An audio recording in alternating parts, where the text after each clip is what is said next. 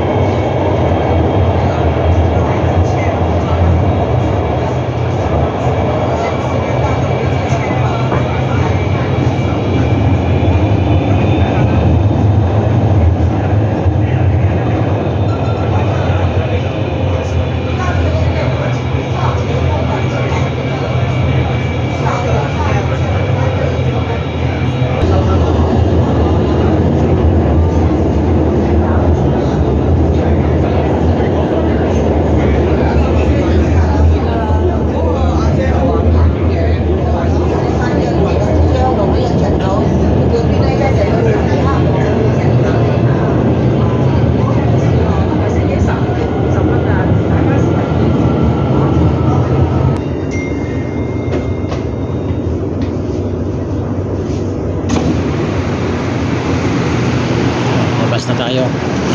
Punta tayo sa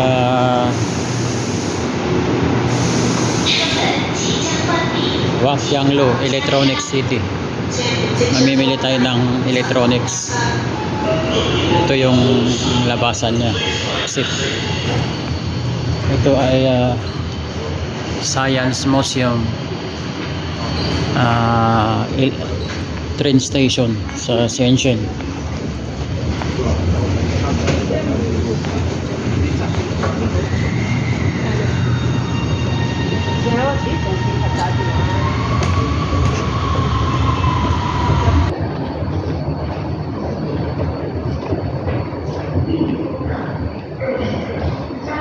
Tapos tayo labas sa exit B.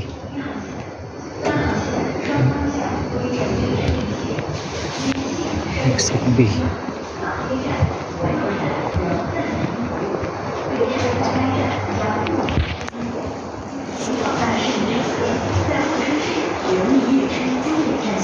From here, labas tayo sa exit B. Nalakad pa tayo. Mga 3 minutes siguro. Okay, update, see you there. Okay, this place is, ito na yung tinatawag nilang Huaqianglu Electronic City.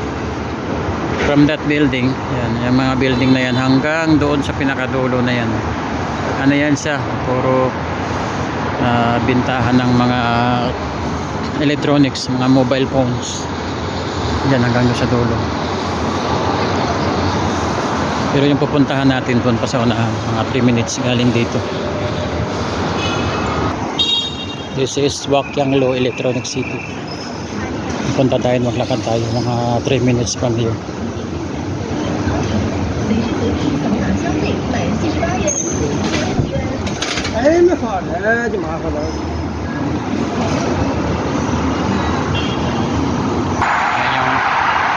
Yung building na yan sa tapat. Yan, puro mga mobile phones ang binibenta dyan hanggang doon sa dulo. Yan, mga telepono.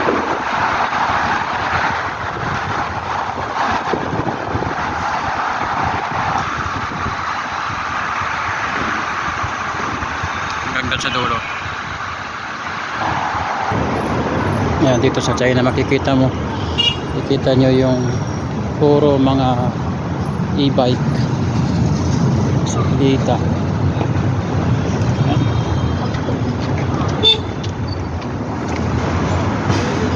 Mga service nila puro e-bike, di kaya bisikleta ang service nila dito sa Shenzhen, China. Itong building na to, ito na yung Electronic City na to hanggang doon sa pinakadulo. Puro na bilihan ng electronics yan. Sa likod nito may mga building pa din, puro bilihan ng electronics. So sa mga gustong bumili, hindi kayo mag-inquire, hindi kayo send sa akin ng PM, lang kayo message, tapos picture ng product yung gusto nyo bilhin, padala nyo sa akin at tulungan ko kayong hanapin dito, and then sasend ko sa inyo yung price or yung quotations kung ilang piraso yung order nyo rin. Yan, dito hanggang doon sa pinakadulo yan, puro electronics yan. Yung dulong-dulo doon, ano na yan, mga cosmetics product, mga pabango, mga pampaganda, mga dulong-dulo. Ngayon pupunta tayo sa yung binibilhan ko ng ano, ng yung portable karaoke speaker. Yung order ko is pinadala na sa Hong Kong kahapon. Siguro darating yun mamaya-maya. Actually hindi na rin ako makaikot masyado ngayon kasi nga nagmamadali ako kasi walang magre-receive ng cargo dun sa Hong Kong. So meron lang akong pipick upin na isa dito na yung malaking karaoke speaker kasi may order nito sa Pilipinas. So pipick upin ko lang ngayon, ito yung pipick upin ko. At the same time sa kabila naman pipick up tayo ng may order akong body massager sa Hong Kong din. So pipick upin ko rin, yun lang dala ko ngayon kasi nga yung cargo ko na ipadala na sa Hong Kong kahapon. So dito tayo, kita nyo puro mga e-bike or bisikleta yung service nila dito. Kita nyo to, ha?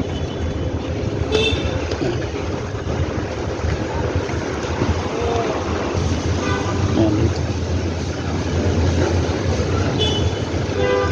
Pasok tayo dito sa building na to. Maraming sarado pa ngayon. Anong oras na ba? Mag-alas 2 na, pero kasi dito kasi bibili ka dito wholesale, maramihan. Kailangan bibili ka dito ng para mas mura yung price. Kailangan marami kang bibilhin.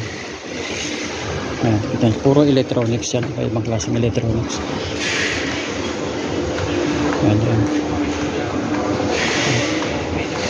Dito. Ayan. Ito. Ayan. Ito parang outlet lang nila to. May mga naka-display sila dyan, mag-order ka lang and then kukunin nila sa bodega yan kung ilang piraso yung order mo. Paakyat tayo sa binibilhan ko ng ano, yung supplier ko ng portable karaoke speaker.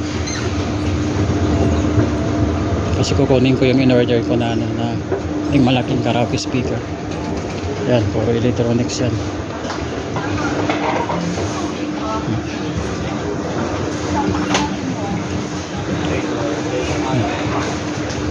Itong buong building na to, puro to mga electronics yung benta nito. Sa kabilang building, iba-ibang nito. Sa kabilang building mayroon ka ito mga puro power bank lang din. Sa kabila naman sa likod nito, mga cellphone case, mga earphones. Yan, kaya lang hindi ko maikot ngayon lahat kasi nga nagmamadali ako. Kailangan kong bumalik sa Hong Kong kagad kasi walang magre-receive sa cargo. So okay, dito na ako. Dito naman yung supplier ko ng yan, portable karaoke speaker. Here. Hello my friend. Good afternoon. This one is my friend. They are the ones supplying with this karaoke speaker. Yeah. This is Hong Yeah. I just came from Hong Kong. I just come here to pick up the one pieces I asked. This one is gold. This one. This one is my order. Only one. Kasi pinahabo lang to eh. Pinahabo lang siya. Yeah, this one's very nice. See? Yeah. Very nice karaoke speaker.